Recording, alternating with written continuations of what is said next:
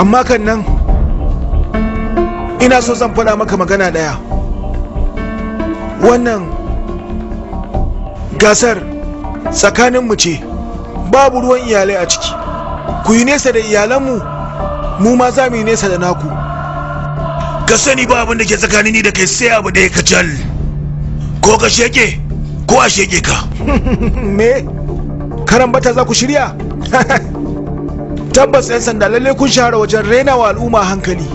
Sai kawai ku tare dan jagaliya ku harbe shi a gefen titi, daga nan kuma sai ku ɗauko bindiga ku damka a hannun gawar. Washe gari a talabijin kanin labarai a wani zazzafan karambata an yi nasarar kashe wani dan jagaliya, kuma ga jarumin jami'in da ya kashe shi nan. Abin da muke faɗa ne kusan ba ku fahimta, sai dai yaran bindiga kuka sani. Ina mai tabbatar maka wata sai an samu gawarka a gefen wani layin. Ai layin ba na gawatan tire kadai bane kan. To lokaci zai nuna mana.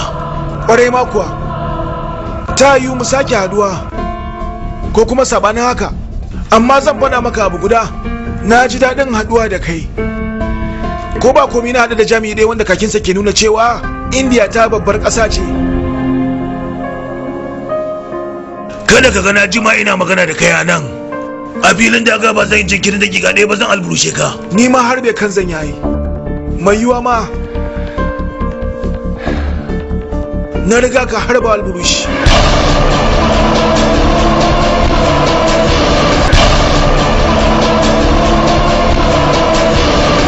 Ku jira ci gabansa.